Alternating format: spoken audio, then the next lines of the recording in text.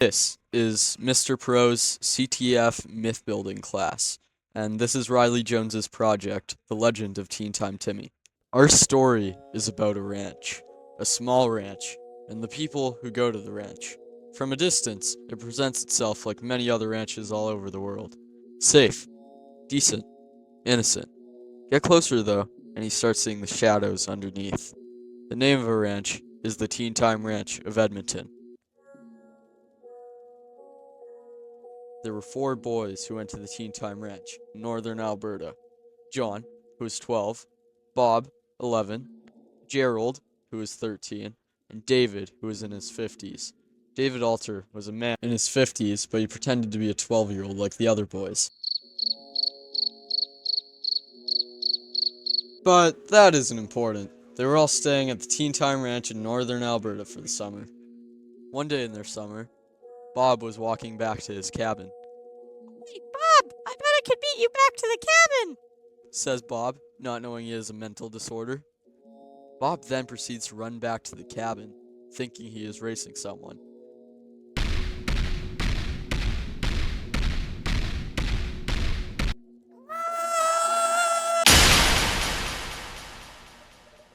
Oh, my ears burn. Bob then hits his head on the door, worsening his condition. Meanwhile, at the cafeteria, everyone's still eating supper. David asks, "Where did Bobby go this time?" Joey responds, "Oh, he probably thinks he's in space." Yeah, David replies. The boys finish their supper and head back to the cabin to find Bob passed out, outside the cabin, covered in spaghetti sauce. It was already dark out. The Teen Time staff was too careless to care about anything. They were mostly teenagers who volunteered for the summer. They all groan when they see Bob. Oh, come on, man. Where did spaghetti sauce come from? And Gerald says, "Come on, Bob, that's the 14th time this week." John smirks cutely as David utters, "Hey, Bobby, you must be careful out in these woods. What if Teen Time Timmy appears and eats you alive?" John replies, Bruh, that is so Ohio. Teen Time Timmy isn't a cannibal. He's skibbity like that. He wouldn't eat people. Maybe attack them. Still, Bob, you could have been killed. It's getting dark out here. Teen Time Timmy could get you. Joey walks in and says, "Boys, when I was your age, I saw Teen Time Timmy with my own eyes. Bob, oh, my back. You must have forgotten to take your pills again." Wait, Gerald says. "I'm new here. Who's Teen Time Timmy?" Bob rises from his deep slumber, licks the spaghetti off his fingers, and walks out the door screaming, "I'm gonna fight Teen Time Timmy!" before collapsing once more and tumbling down the stairs of the cabin.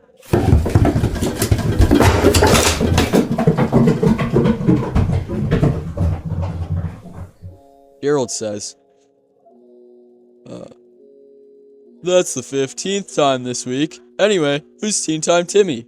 David replies to Gerald, "When Jerry and I first came to this camp, when I was 9, 3 years ago, because I'm not a 50-year-old man in disguise, I heard Teen Time Timmy scratching on the walls." The boys discuss the legend of Teen Time Timmy. Teen Time Timmy. That name hadn't been heard in years. It was long, long ago, in a galaxy far, far away.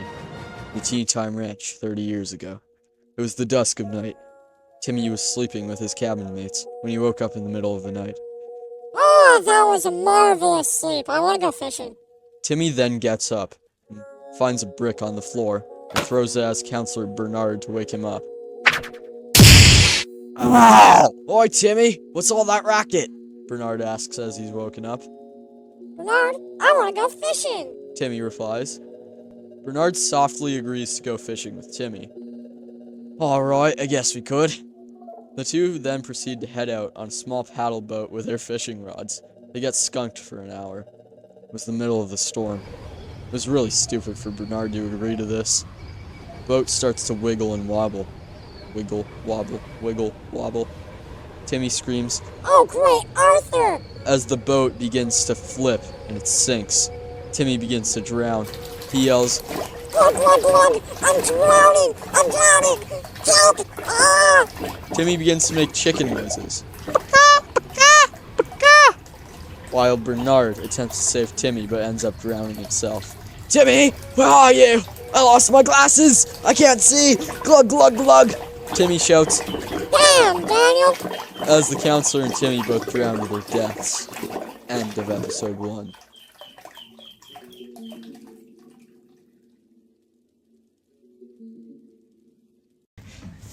Back in the present, it was the dawn of a new morning. The boys started walking to the cafeteria for their morning breakfast.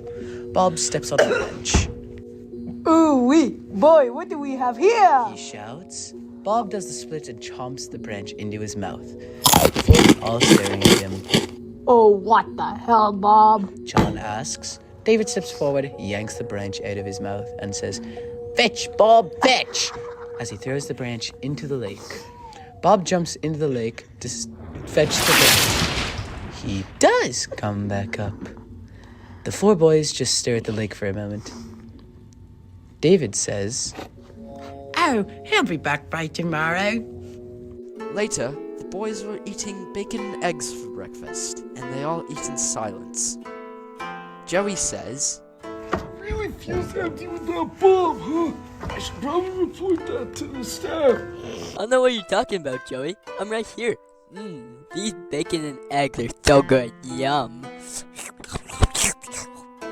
Bob was actually with the boys, but the boys must have thought he drowned in the river or something. Anyway, all the Teen Time kids were done eating, and Jerry's cabin was on breakfast cleaning duty to clean the tables and wash the dishes for the day.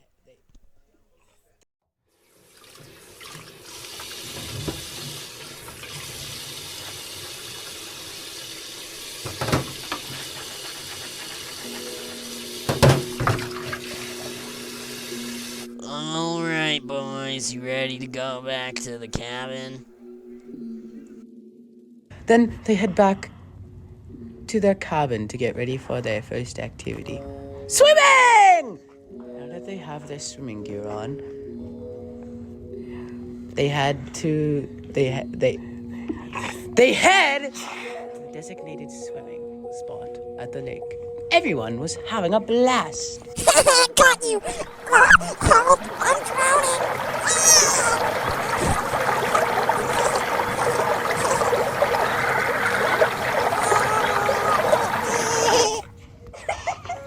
Then John announces to his cabin mates, Guys, we need to find Bob. We need his Christmas cheer. If no one else does it, then I will. it is in fact not Christmas. John, I'm right here. Why is no one aware of my existence? I'm done with this. I'm suing you guys. Narrator switch! Joey, the counselor, does not care at all. John puts on his scuba gear and heads out to the open waters. He never comes back. The boys swim for a little bit longer, 30 minutes or so, having fun in the sun. The 3, David, Joey, and Gerald, begin to get worried. Guys, who's next? Gerald asks. Joey replies. Calm down, Gerald. It's no biggie. Jerry was secretly very, very scared. They walk back to the cafeteria for lunch. Counselor Wayne gives a speech. Attention, all Teen Time members and staff. 2 of our cabin members have gone missing. Please report to the office if you see them immediately, okay? Because I think I know who's behind this. Bob Smith and John Bell have diapered. The boys gulp in fear. Gulp! Gerald shouts, "Gulp! What if I'm next?" The counselor giving the speech, Wayne the Pebble John daughter, shouts back at the 10-year-old. You kiss your mama with that mouth? He asks. Gerald replies, You bet I do. The Pebble gives Gerald a dirty look. He growls. I will beat up a 10-year-old if I have to do so. Wow. Counselor Jim then pushes the Pebble away with brute force.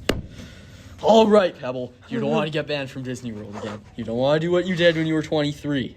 Fine. Ad break! Hey, you! Do you like snacks? Snacks sold at a cheap price? Snacks snacks from a family-owned, homemade mom-and-pop shop business? Well, boy, do I have just the thing for you. Who are you? This is the second time someone has broken into my house today. Why is that one fella passed out on the floor? Please, I have a family. Please put down the weapon. Greggables is a cheap local business you can find with Greg at any time, anywhere. He probably has some Greggables with him right now. You can purchase Greggable bags for only $1 each. Buy now, and you won't end up like this guy here. Bags sold separately. No refunds if the bags are already open. Please talk to your doctor if you begin to feel strange side effects. The Pebble gives Gerald another dirty look before storming out of the building. Bob, Joey, David, and Gerald go back to the cabin before starting the final activity for the day, horseback archery tennis tag. It was where the cabinmates would ride horses equipped with bows and arrows and would shoot tennis balls at each other's faces, while one person, who's it, would fire the most tennis balls at each other to tag them. It was a loved game by the Teen Time community. As they got to the site with their gear on, they got ready for the first round. I'm gonna beat your butt. Said Gerald to Bob. Nuh-uh! I'm cooler and better than you and gooder. Bob, you didn't even put on your helmet. Come on, man.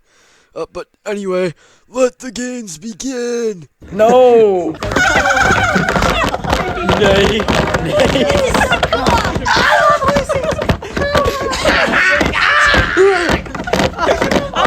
Oh, my face! Oh, my gorgeous face! My horse! Oh my god, they killed my horse! No, my horse is dead! No! If it was now getting pretty late at night, the boys get ready to pack up for the day, but something runs through the walls. Timmy! It was creaking and breaking on the sticks. Suddenly, a small boy covered in seaweed and kelp emerges from the forest. Teen Time Timmy. Timmy! The boys were face to face with the monster itself. Gerald steps forward. What did you do with John? Timmy begins to mumble from his mouth. He shouts, Timmy! David then steps forward with a bow and arrow in one hand and a tennis racket in the other. Timmy? You better not be messing with my gang, or you'll be messing with Oopie Goopie, General Munchkin Man, Little Jim Bob, and worst of all, Larry. Timmy goggles in fear. Timmy! He falls back as the boys chase him through the woods. Joey stays back but shouts at the boys, demanding them to stay back. They do not listen. David shoots arrows everywhere, but does not fail to miss. Aw, shucks! I'm out of arrows. And I think I hit Bob in the arm. Bob then proceeds to vomit a first aid kit out of his spaghetti sauce bowl and proceeds to flawlessly remove the arrow from his arm and bandage it up. Yep. Later, the boys head back to the cabin to see Joey, who was furiously mad at them. Yeah, boys, you could have died out there. That was a dangerous boy. We don't need anonymous kids going missing. You kids are not being fed for the rest of the summer, boy. The boys do not care, as Bob can simply produce spaghetti sauce. Gerald gathers the boys late at night. Tomorrow, we're gonna hunt Timmy. We need to find John. Timmy. Gather your weapons and prepare for war tomorrow. Bob replies, Yes, sir! Tomorrow, we're gonna find Timmy and save John. Gerald has been mumbling on about his plans for 4 hours now. It was now 3 a.m. The whole time he was mumbling, the boys were too careless to hear the scratching on the walls or the distant Timmy! sounds. They look over at the window to see Teen Time Timmy scratching the glass and licking the window. They all scream hysterically long in fear. Both of us.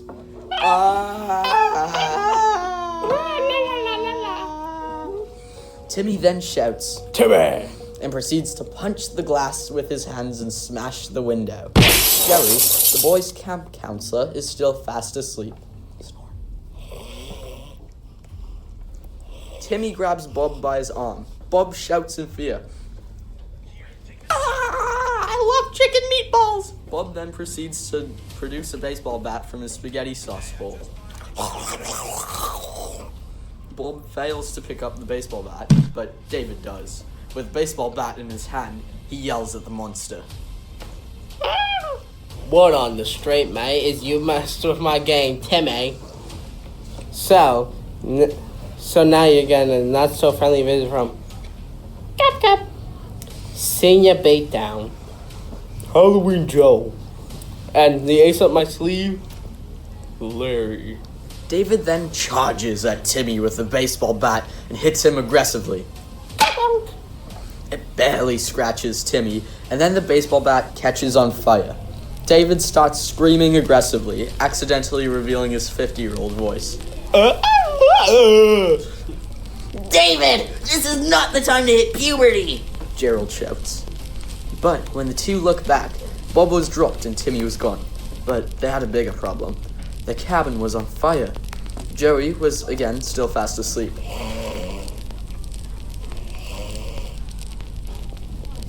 Rats! We gotta get out of here, said David, as Bob and Gerald followed behind to the nearest fire escape. They escaped. They just stood in the woods watching the cabin burn.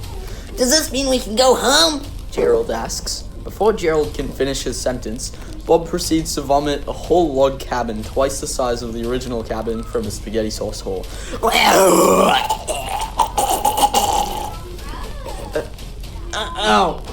Okay then. Gerald responds. Counselor Wayne the Pebble John Daughter then marches out of his cabin. His cabin was directly next to Counselor Jerry's cabin. What the frickle sticks is going on here? Okay. Gerald, Bob, and David start scrambling to explain. Wait.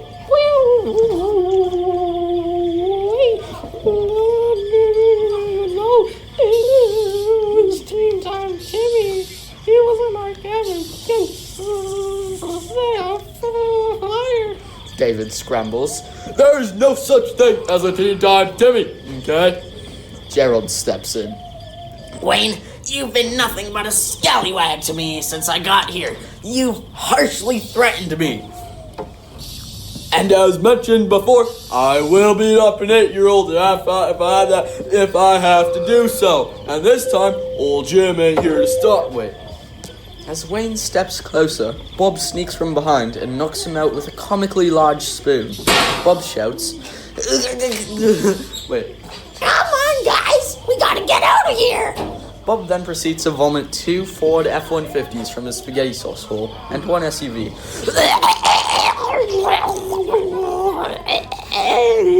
Ad break. Have you ever had a Ford F-150 vomited out of a 12-year-old spaghetti sauce hole? Well, that's what it feels like to drive a Ford F-150. All new 4-wheel drive and cutting-edge technology. Buy today for the low price of 19 payments of $19.99.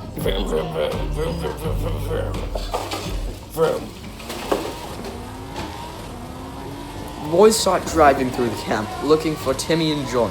They navigate through the cafeteria and the football field and the lake. In 3 vehicles. This is not dangerous at all.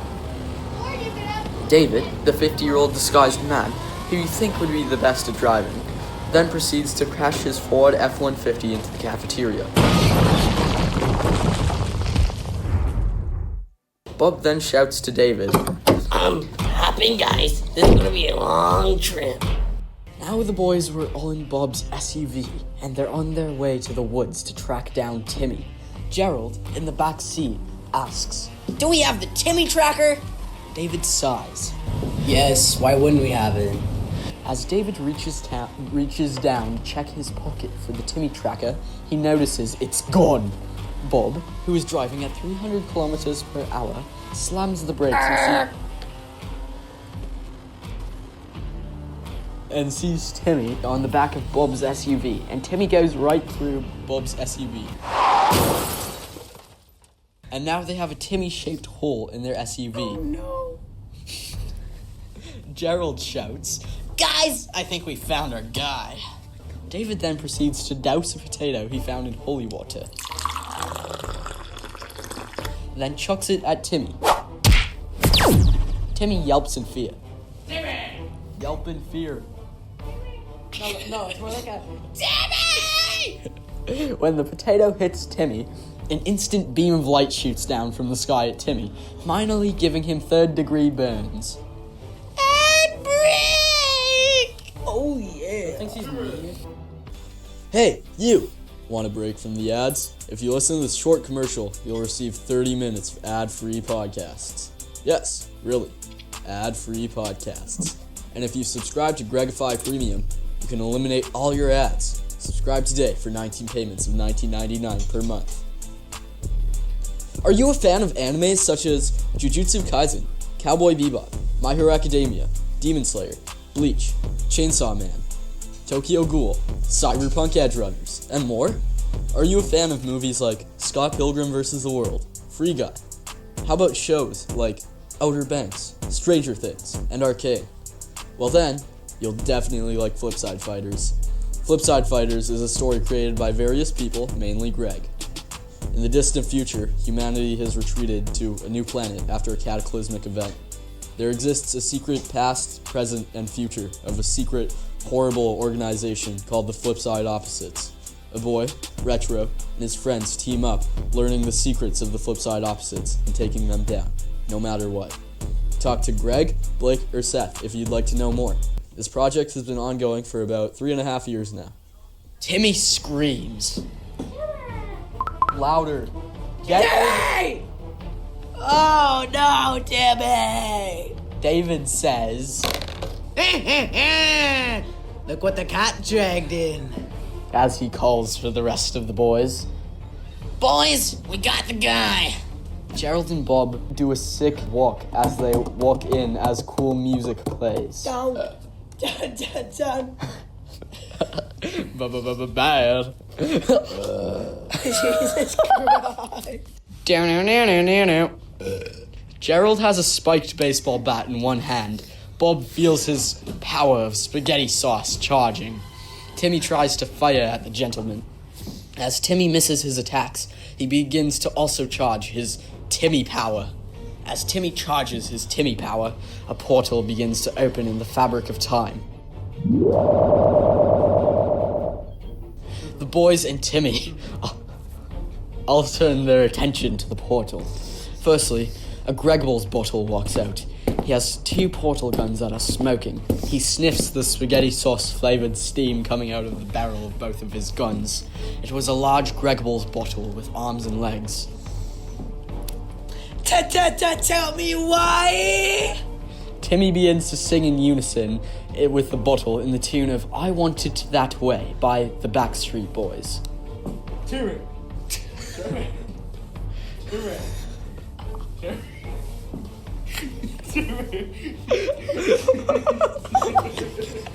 The 3 boys stare in fear.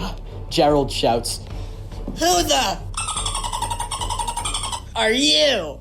The mysterious bottle replies, I am Recycle. My friends call me Mama Recycle. But me, I'm just a Gregable. After Recycle finishes his sentence, a white chocolate bar comes out of the portal and speaks to Recycle. Recycle, what did I Tell you about putting guns up your head? Anyway, peasants, your Lord and Savior is here. It's yours truly, white chocolate. The boys see the piece of white chocolate and truly believe their Lord and Savior, Jesus Christ, has come. They think back to all those prayers they did at Teen Time every day. They didn't think he himself would be coming so soon. Bob, David, and Gerald are mesmerized. Bob steps forward. If you're Jesus, how come you didn't save my parents back in '09? Bob proceeds to vomit a laser beam of spaghetti sauce on white chocolate, melting him.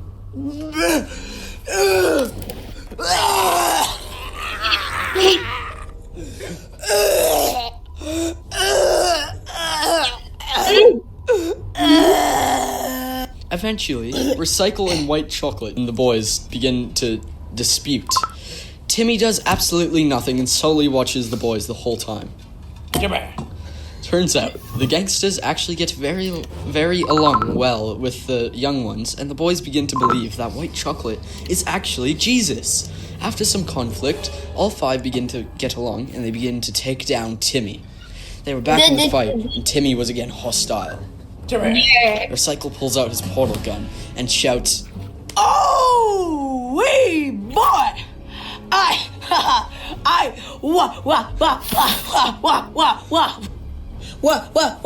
Wonder what this time? He switches his setting on his portal gun and fires it at Timmy. Timmy! Timmy becomes 20 times his size, almost as large as some trees in the forest. Timmy! Recycle looks at the giant Timmy in fear and says, Guys, let's finish this one once and for all. Recycle then attempts to pounce on the giant Timmy before getting squished by his foot. David says, Well, that guy's stupid. Timmy then turns his back around to reveal the missing child. John Bell was a mastermind controlling Timmy this whole time. He was stroking his immaculate jawline in one hand, petting a cat in the other hand, and controlling Timmy with the other. Well. I've been expecting you all, even the other worldly ones. Gerald begins to have tears in his eye. John! How could you do this to me? How could you? We trusted you. Gerald loads bullets into his Nerf Blicky and shoots Timmy. Nerf!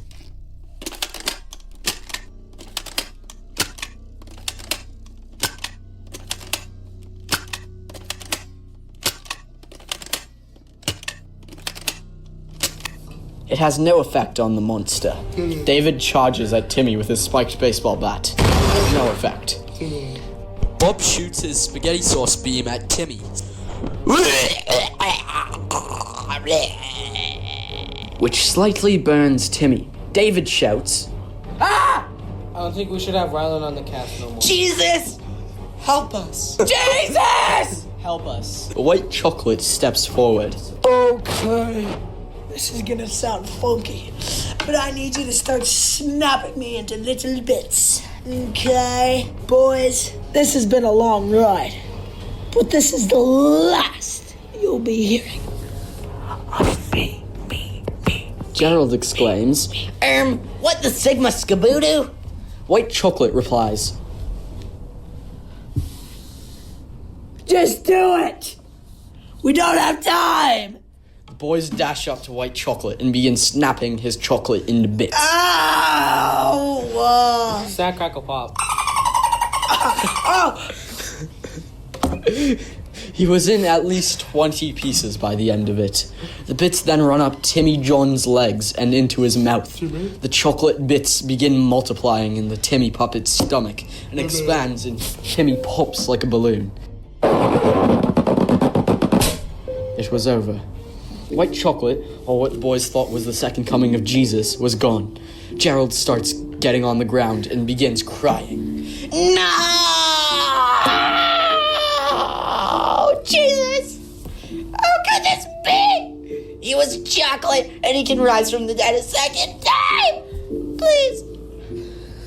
John survived the blast, but he was heavily injured. He laid on the ground, and the boys decided to ask some questions. Bob asks, On, Bob. Was Teen Time Timmy actually real? John coughs up blood and replies, Unfortunately, no. It was just a prank that went horribly wrong. I got my evil twin to play the size accurate Timmy. The one that was actually looked like an 8-year-old. When the bottle guy enlarged Timmy, though, that was me. I built the whole mech myself with scraps I found on the camp while Bob was off to his shenanigans. I came up with the story. I'm sorry, guys. It was just a prank, bro.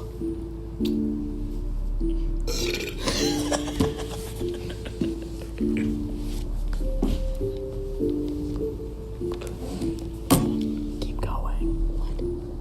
Also, if you couldn't figure out that David was secretly a 50-year-old man, you would have never found out that Teen Time Timmy was fake. Gerald had a look of anger on his face, and his whole body was pitch red. He looked like anger from inside out at this very moment. With his Nerf gun, he shoots David and John on the spot, where they get knocked out.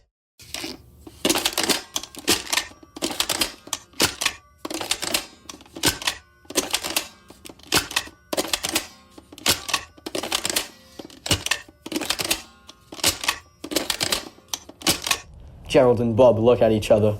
Bob says, Well, I guess we're the only ones left now. I guess we are. Bob and Gerald shake hands and walk away.